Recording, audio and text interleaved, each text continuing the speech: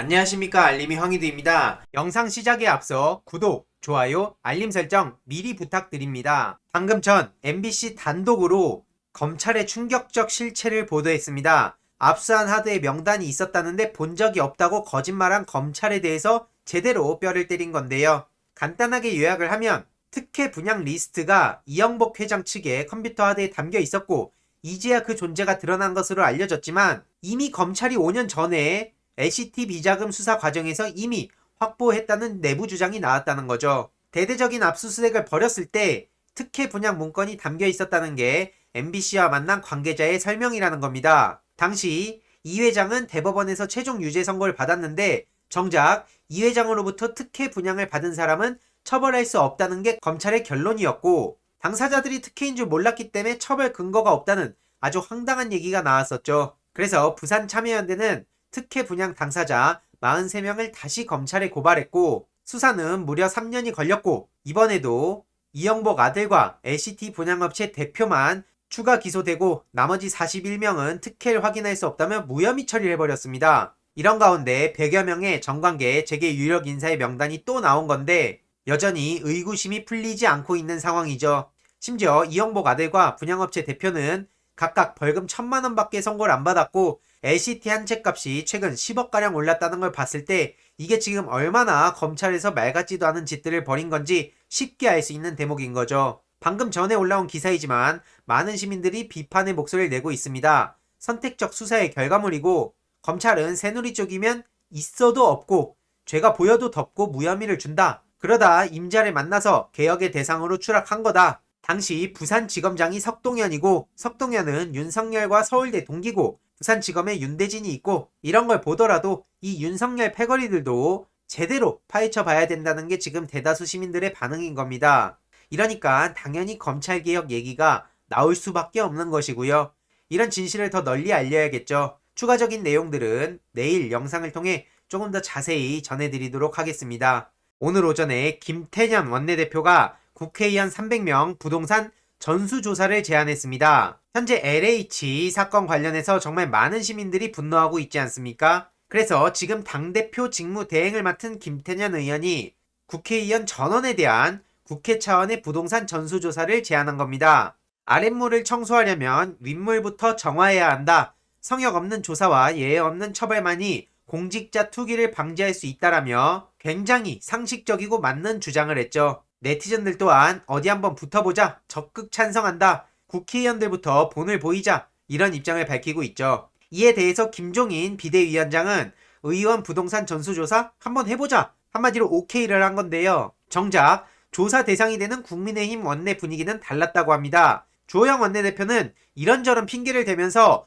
우리 당을 끌고 가려는 의도가 의심스럽다고 주장하고 있는데, 국회의원 전수조사가 이번 논란의 본질을 흘릴 수 있다고 본다는 거죠. 그런데 제가 궁금한 것은 왜 여기서 야당은 빠집니까? 전용기 의원이 주호영 원내대표를 제대로 저격하기도 했었죠. 2016년도 박근혜 정부 당시에도 LH의 만행이 드러났는데 무슨 이게 논란의 본질을 흐리는 겁니까? 쫄리십니까? 김종인 위원장이 하자고 한 만큼 안 될 것도 없다고 본다는 얘기도 나오고 있는데, 야당에서 뭐가 무서워서 이렇게 피하려는 거죠? 심지어 서울시장 후보 관련해서도 아주 가관입니다. 오세훈 안철수 연정 합의 서울시 공동 운영한다. 지금 이게 말이 되는 소리라고 보십니까? 안철수 씨 같은 경우에는 본인이 지금 서울시장 후보가 아니라 서울시장이 된 것처럼 행동하는 것 같습니다. 저만 그런 겁니까? 서울시 인사까지 언급해서 최근에 또 논란에 휩싸였는데, 안철수 후보 측이 코로나 대응 담당 부서를 찾아가더니 공무원들의 승진을 약속합니다. 후보인데 무슨 권한으로 지금 저런 걸 약속합니까? 그러더니 정무부시장을 자리에서 물러나야 된다고 주장하고 있는데, 계속해서 서울시 인사와 관련한 언급을 해서 논란이 일고 있는 것이죠. 이태규 국민의당 사무총장은 서울시 정무부시장은 책임을 통감하고 즉시 사퇴했어야 마땅하다며 저렇게 말 같지도 않은 소리를 내뱉었는데요. 이에 김우영 서울시 정무부시장은 제대로 반박을 했는데요. 만약 그 논리대로라면 10년 전 박원순 시장한테 후보직을 양보한 안철수의 원죄부터 여쭙는 게 순서가 아니냐라고 제대로 뼈를 때렸습니다. 특히 MB가 감옥에 갔으니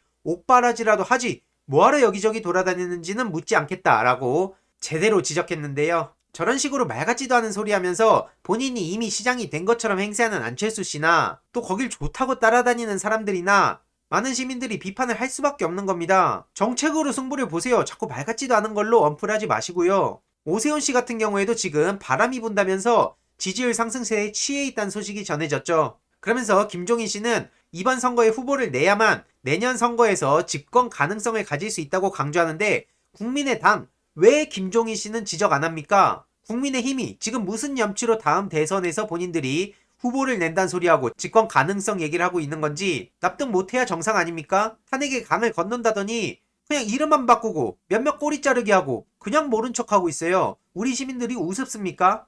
아무튼 내부에서는 지금 완전히 분위기에 취한 것 같은데요.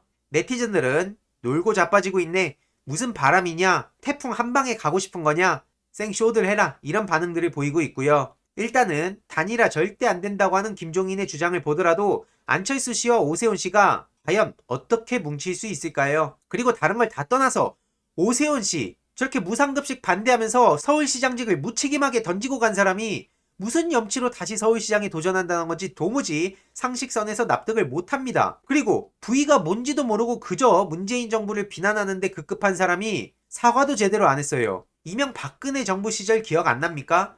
그게 무슨 50년 전 역사입니까? 아직까지 반성도 책임도 지지 않는 사람들이 계속해서 저렇게 아무 일 없었던 듯이 과거 세탁을 하고 심지어 현 문재인 정부를 어떻게든 잡아먹으려고 안간힘을 쓰는 거 보면 이걸 도대체 뭐라고 받아들여야 될까요? 심지어 김재원 씨 같은 경우엔 악마면 어떠냐? 윤석열이라도 안고 이 정권을 끝내야 된다 이런 소리 하고 있는데 윤석열이 악마라는 겁니까? 그걸 인정하는 겁니까? 친박 핵심이었다고 하는데 친박 핵심이면 지금 뭔 얘기를 하고 있습니까?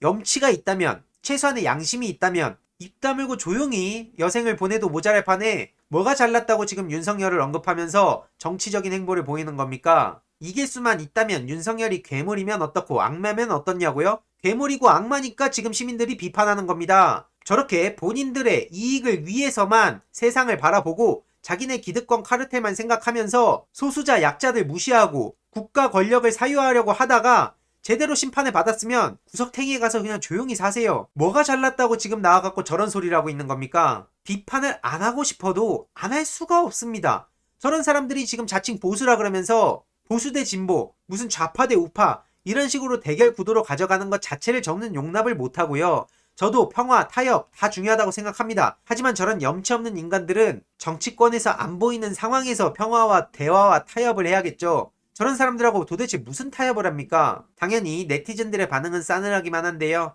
윤석열이 뜨니까 황교안까지도 지금 돌아왔다고 하죠. 이외로도 유승민, 원희룡, 홍준표 씨 등이 본격적으로 나서고 있다는 소식까지 전해지고 있는데 이들의 공통점이 뭡니까? 반문재인. 그것 빼고는 아무것도 뭐가 보이지가 않습니다. 그냥 반대를 위한 반대를 하는 게 보수였습니까? 황교안 씨 같은 경우에는 PK에서 첫 정치 행보를 보인다고 하는데 그러면서 고 김영삼 전 대통령을 언급했다고 하죠. 아무리 김영삼 전 대통령이 욕을 먹는다고 하더라도 황교안 같은 사람하고는 비교도 할 수 없는 인물입니다. 하나회 척결, 금융실명제, 고위공직자 재산 공개, 그리고 목숨 다 바쳐 민주화를 위한 투쟁했던 것들, 조선총독부 폭파 등 물론 IMF라든지 3당 합당이라든지 이런 부분들로 비판받을 지점도 충분히 많지만 적어도 황교안 씨처럼 저렇게 말 같지도 않은 삶을 살아온 사람은 아닙니다.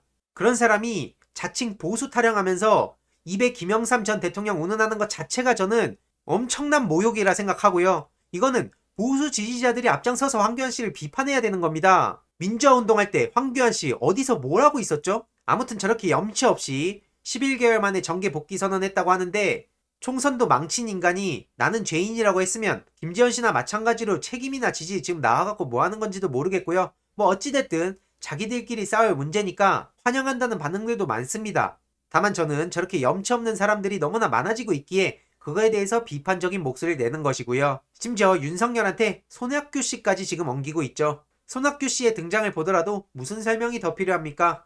윤석열 대선 나오면 젊은 층들은 절반 이상이 안 찍는다는 반응을 보이고 있는데요. 거듭 말씀드리지만 무슨 짓들을 벌이더라도 윤석열이 대선 레이스를 절대 완주할 수 없다는 사실, 그 하나만큼은 절대 변하지 않을 것입니다. 끝까지 소식 전해드리도록 하겠습니다. 이번 내용도 유익했다면 구독, 좋아요, 알림 설정 멤버십 가입 정말 큰 힘이 된다는 점 말씀드리고 싶습니다. 이번 내용도 주위에 널리 공유 부탁드립니다.